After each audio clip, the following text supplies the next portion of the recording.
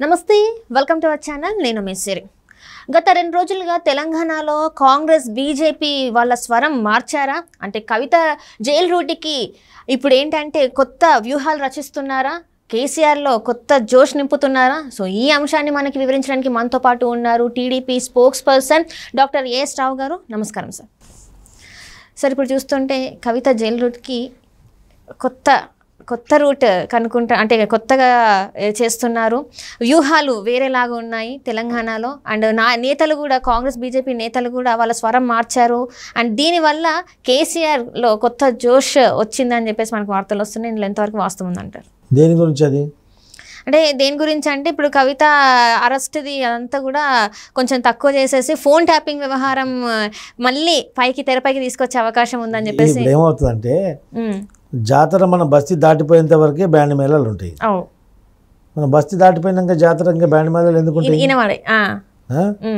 మన బతుకమ్మని బస్తీ దాటిచ్చారు కదా టీఆర్ జైల్లో పడేసిండ్రు ఇంకా అది చట్టం తన పని తను చేసుకుపోతుంటది కదా దాంట్లో జోక్యాలు ఎందుకు ఉంటాయి ఇంకా అంటే మళ్ళీ ఇప్పుడు ఏంటంటే మళ్ళీ ఫోన్ ట్యాపింగ్ తీసుకొచ్చిండ్రు కదా ఇల్లు అది కూడా మళ్ళీ అదొక జాతర స్టార్ట్ అవుతుంది మొన్నటిదాకా వినిపించింది కదా ప్రణీత్ రావుని అరెస్ట్ చేసిండ్రు వాళ్ళ మస్తు మంది ప్రముఖుల పేర్లు అని కవితమ్మది బతుకమ్మ పాట పాడుకుంటూ ఆమె సాగనప్పుడు అయిపోయింది ఇప్పుడు ఇంకొకటి పోతాడు ఆ ఫోన్ ట్యాపింగ్లో కేసీఆర్ కానీ కేటీఆర్ కానీ హరీష్ రావు వీళ్ళందరూ ప్రమేయం ఉంది ఆల్రెడీ హ్యాపీరావు గైప్ అయిపోయింది గడికి గెలిచి హ్యాపీరావు ఎక్కడో పోయిండు కన్నారావు ఎక్కడో పోయిండు వీళ్ళు పోవడం ఖాయము ల్యాండ్ గ్రాపింగ్ కేసులో వీళ్ళు ఖచ్చితంగా వీళ్ళు పోతారు మళ్ళీ వీళ్ళకు ఒక బ్యాండ్ చేసుకొని వీళ్ళకు ఒక బ్యాండ్ మేళం పెట్టి వీళ్ళ జాతర పోతుంది ఇలా కేటీఆర్ హరీష్ రావు వీళ్ళు పోతారు ఇలా ఒక జాతర తర్వాత ఇంకో జాతర వస్తుంటుంది కదా ఊరేగింపులో ఒక బస్తీ ఊరేగింపులైనా ఇంకో బస్తీ ఊరేగింపులు వస్తుంది ఇప్పుడు కవిత ఊరేగింపు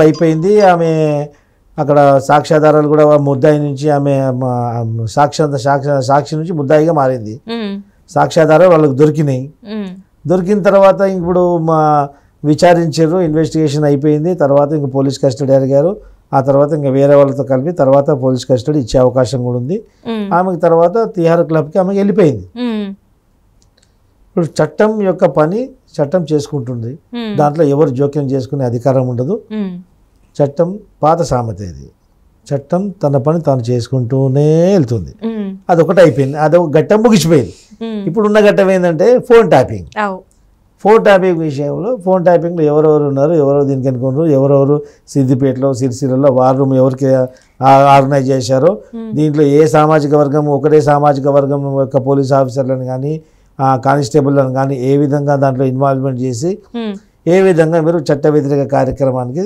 తెరదీశారు ఏ విధంగా ఎవరెవరిని బ్లాక్మెయిల్ చేశారు ఈ ఫోన్ ట్యాపింగ్ వల్ల అవన్నీ కూడా బయటికి రావడం జరుగుతుంది ఇప్పుడు ఆ తర్వాత ఎవరెవరు దీన్ని వెనుక ఉన్నారో దీని తెర వెనుక ఉన్న ఎవరెవరు ఉన్నారో వాళ్ళందరూ కూడా బయట రావడం జరుగుతుంది ఈ ఫోన్ ట్యాపింగ్ కేసు తర్వాత మిషన్ కాళేశ్వరం వస్తుంది మిషన్ భగీరథ వస్తుంది అలాంటి అనేక కార్యక్రమాలు ఒక తర్వాత ఒక జాతర వస్తూనే పోతుంది అంటే ఇప్పుడు వీళ్ళందరూ ఈ నాయకులందరూ ఏం చెప్తారు అంటే మా ఫోన్ ట్యాపింగ్లో అవుతాయి మా ఫోన్ కూడా ట్యాపింగ్ చేస్తాను అని చెప్పేసి వాళ్ళు మాట్లాడుతున్నారు బీజేపీ నేతలే కావచ్చు కాంగ్రెస్ నేతలే కావచ్చు ఎందుకంటే అప్పుడు అధికారంలో ఉన్నప్పుడు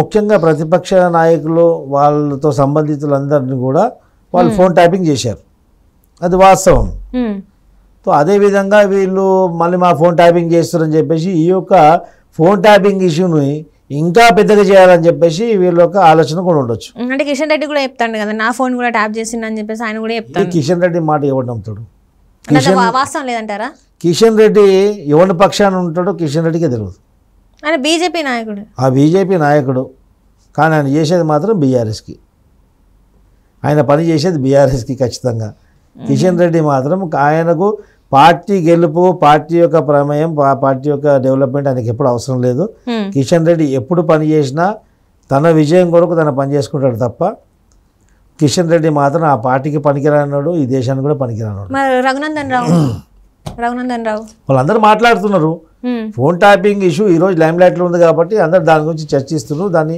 చర్చనీయాంశంగా మారుస్తున్నారు ఎందుకంటే అత్యధికంగా ఎంతమంది దాంట్లో ముద్దాయిగా ఇంకా ఇన్వెస్టిగేషన్ ఎంత డెప్త్గా పోతే అంత మంచిదని చెప్పేసి వీళ్ళు కూడా ఆలోచిస్తున్నారు ఎందుకు కవితకి సహాయం చేయాలనుకుంటారు మరి? అంటే కవిత టాపిక్ ఎందుకు మాట్లాడద్దు అనుకుంటారు వీళ్ళందరూ కలిసి? నేను చెప్పిన కదమ్మా, కవిత జైలుకి వెళ్ళిపోయింది, తిహార్ జైలుకి వెళ్ళిపోయింది, అది కోర్టులో ఉంది ఆ ఇష్యూది.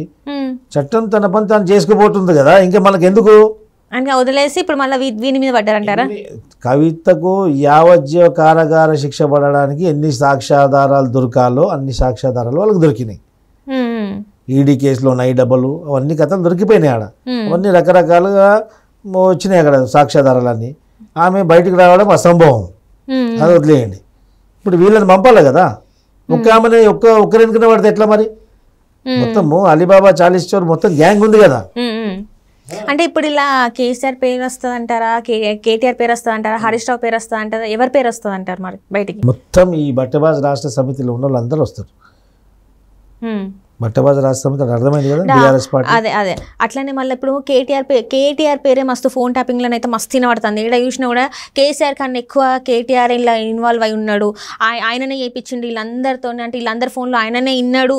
అలా ఫోన్ ట్యాపింగ్ వ్యవహారాల ఈయన పేరే ఎక్కువ వినబడుతుంది. మరి ఈయననే ఫస్ట్ జైలుకి పోయే అవకాశం ఉందంటారా? పోవచ్చు, ఖచ్చితంగా పోవచ్చు. ఎందుకంటే బాబు నంబర్ అయితే బేటా 10 నంబర్ అంటారు హైదరాబాద్లో. అయ్య కంటే ఎక్కువ కొడుకున్నాడు అనమాట.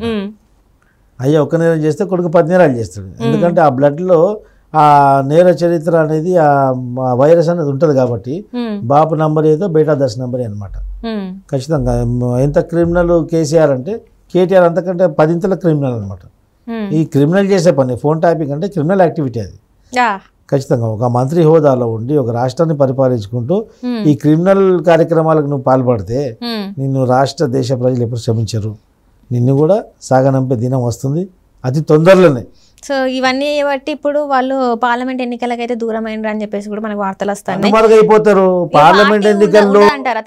తెలంగాణ తీసుకొచ్చిన పార్టీ తెలంగాణలో ఉండదంటారా? తెలంగాణ వాడు తీసుకురాలేదు.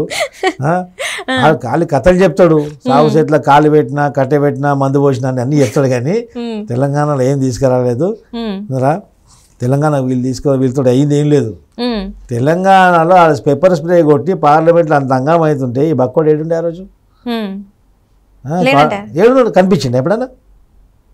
ఆ రోజు పేపర్ స్ప్రే మన పొన్నం ప్రభాకర్ కళ్ళలో పేపర్ స్ప్రే కొట్టి ఆ రోజు అంత హంగామా జరిగితే పార్లమెంట్లో ఆ రోజు కనిపించిండా? మన కేసీఆర్ కనిపించిండు అక్కడ? ఏడు మరి వీడు సాగు నోట్లో కాలు పెట్టాడు కదా, మరి ఏమైంది? ఏడు పోయిన ఆ రోజు మరి నువ్వు తింటే మళ్ళీ కాలు ఎరిగిపోతుంది, మళ్ళీ రాలే ఆడికి. అందుకే ఈయన ఉద్యమం చేసి తెలంగాణ తెచ్చింది వీళ్ళు కాదు. తెలంగాణకు అమరవీరుల త్యాగం వల్ల తెలంగాణ వచ్చింది. కవులు, కళాకారులు, అనేక సామాజిక వర్గాల నాయకులు అందరూ కలిసి తెలంగాణ తీసుకొచ్చారు. అంటే ఇక్కడ ఆయన గురించి చాలా మంది చెప్పేది ఏంటంటే ఈయన మాట్లాడినట్టు ఎవరు మాట్లాడలే, ఈయన పోరాడినట్టు ఎవరు పోరాడలే, ఈయన అందరినీ ఒక తాటి మీద తీసుకొచ్చింది కాబట్టి ఈరోజు తెలంగాణ వచ్చిందని చెప్పేసి మస్తు మంది చెప్తారు. మరి ఇందులో వాస్తవం లేదంటారా? ఒక లంగకు దొంగకు పోలీస్ కంటే ఎక్కువ తెలివి ఉంటుంది, అది వాస్తవం కదా కదా. అదే తెలంగాణ లంగా దొంగ మొత్తం ఇద్దరు అయ్య కొడుకులు, అందుకే వీళ్ళ తెలివి. ఎన్ని రోజులు తెలుస్తుంది? 10 సంవత్సరాలు అయితే మరి పరిపాలించింది కదా తెలంగాణని. చెప్తున్నా తెలివి అతి తెలివి ఎన్ని రోజులు తెలుస్తుంది? ఏదో ఒక రోజు తెరలేస్తుంది కదా. ఈ లంగా దొంగ అనేది 10 సంవత్సరాలు ప్రజలు మభ్య పెట్టిండ్రు, అయిపోయింది. తర్వాత వీళ్ళ తెలివి ఏం సంగతి అనేది మా ప్రజలు దోసుకోవడానికి ఈ తెలివి ఉపయోగిస్తున్నారని తెలిసిపోయింది. ఈ ప్రజలు చీకొట్టిండ్రు. ఆ తెలంగాణ అమరవీరుల యొక్క కుటుంబాల ఉసురు తలిగి ఈ యొక్క కుటుంబమే సర్వనాశనం అయిపోయింది ఈరోజు. అది వాస్తవం, యథార్థం కూడా.